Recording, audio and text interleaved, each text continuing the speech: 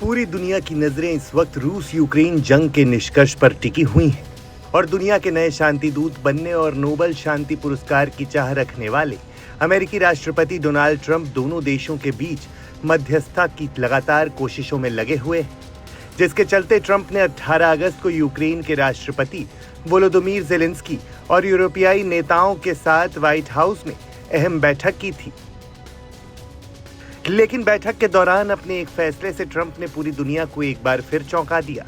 दरअसल बैठक को बीच में रोककर ट्रंप ने रूसी राष्ट्रपति व्लादिमीर पुतिन को फोन लगा दिया।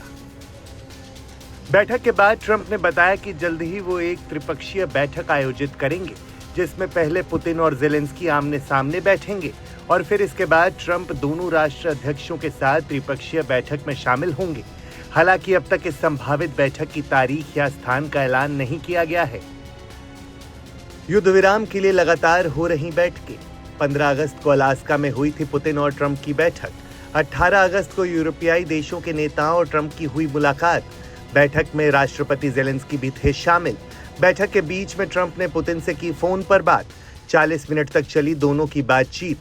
ज़ेलेंस्की के साथ बैठक को लेकर हुई ट्रंप और पुतिन की बातचीत। इन सब के बीच खास बात यह है कि युद्ध विराम में भी अमेरिका ने अपना आर्थिक फायदा निकाल ही लिया। अमेरिका किसी भी देश से अगर डील करता है तो उसके पीछे कहीं ना कहीं व्यापारिक फायदा होता ही है। बिना ट्रेड डील के अमेरिका किसी मामले में हाथ डालना नहीं चाहता।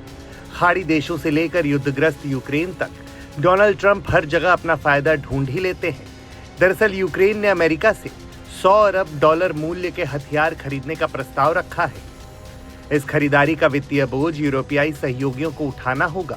बदले में यूक्रेन अमेरिकी सुरक्षा गारंटी चाहता है, जिसे वो किसी शांतिपूर्ण समझौते के बाद लागू करना चाहता है।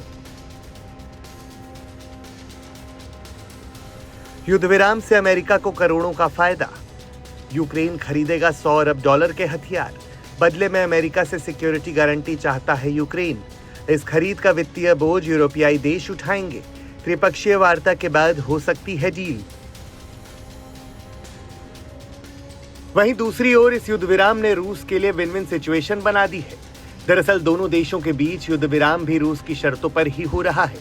रूस ने युद्ध विराम के लिए अमेरिका और यूक्रेन के सामने जो शर्तें रखी हैं, उससे गेंद अब रूस के पाले में ही आ गई है और ज़ेलेंस्की चाहकर भी इससे पीछे नहीं हट सकते।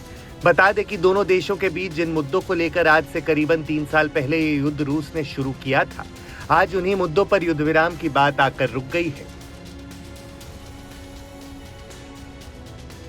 क्या है रूस की शर्तें? क्रीमिया पर रूस की संप्रभुता को देनी होगी मान्यता।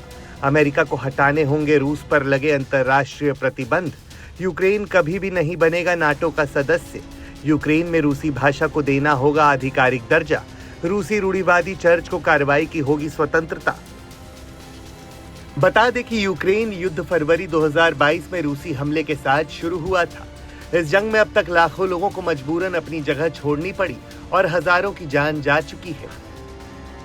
सोमवार की मीटिंग में यूरोपियाई नेताओं ने ट्रंप की शांति प्रयासों की सराहना तो की, लेकिन उनसे ये भी कहा कि वे पुतिन पर युद्ध विराम का दबाव बनाना न छोड़े।